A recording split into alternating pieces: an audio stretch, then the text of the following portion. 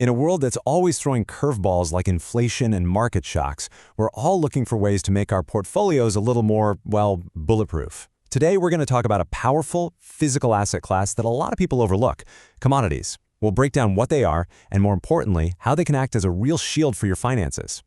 So let's start with a feeling I think we all know a little too well lately. You know, that sting at the grocery store, the constant headlines about rising costs.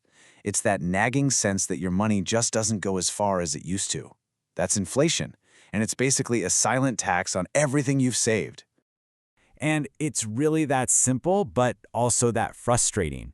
The cash you've worked so hard to put away is slowly but surely losing its power. This is the #1 challenge that inflation throws at every single one of us. Okay, now let's add another layer of anxiety on top of that, the market crash. That absolute pit-in-your-stomach feeling when you open your account and just see red everywhere. I think we've all been there, watching our hard-earned gains feel like they're just evaporating.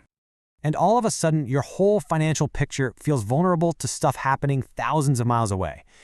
Geopolitical drama, supply chain chaos, things you have zero control over. It really makes you stop and ask, is there anything out there that can act as a buffer? Well, that brings us right to the tool we're digging into today. So let's just start with the basics, right? What in the world are commodities? Put really simply, commodities are the raw, physical stuff our world is built on. I'm talking about the oil that becomes gasoline, the wheat that becomes bread, the copper wiring inside your phone. These aren't abstract shares in a company. They're the actual, tangible building blocks for literally everything. And we can kind of break this huge world down into 4 main buckets. You've got your energy, think oil and natural gas. Then you have metals, everything from precious stuff like gold to industrial workhorses like copper.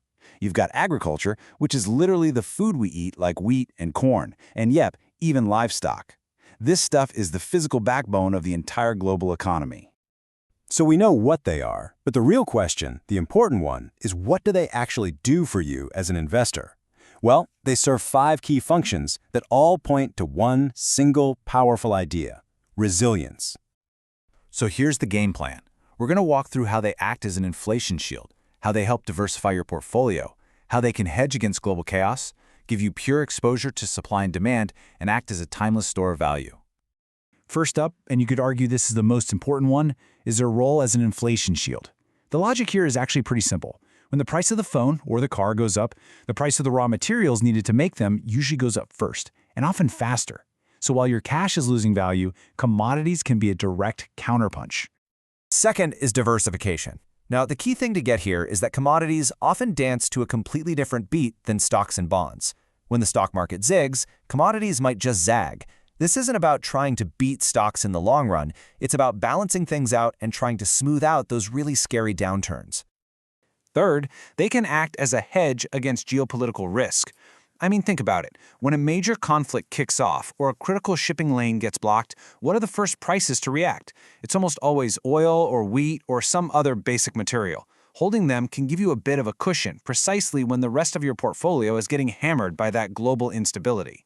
And that brings us to function number 4, direct exposure to real-world supply and demand. See, unlike stocks or money, you can't just hit a button and print more oil. You can't just magically mine more copper overnight. This physical limit is an incredibly powerful economic force.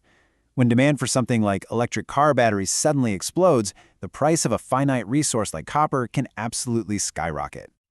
And finally, function number 5, and this is especially true for precious metals like gold. They're often seen as a trust asset. When people start losing faith in governments or currencies, they tend to run back to something tangible, something that's held its value for thousands of years.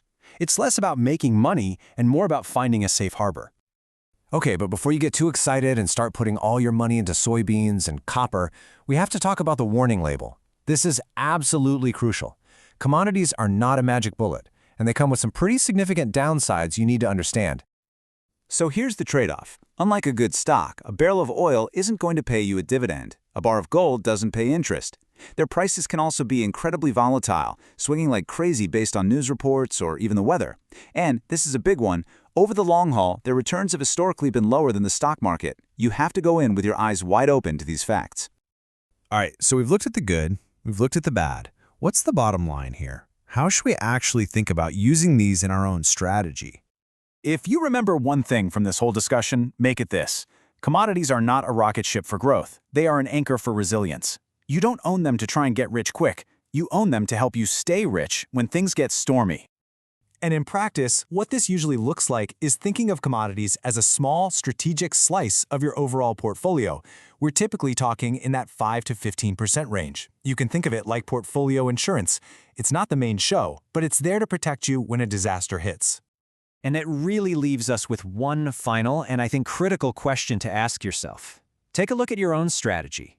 Is your portfolio built just for sunny days, or is it truly ready to weather the inevitable storm? Something to think about. Thanks for tuning in.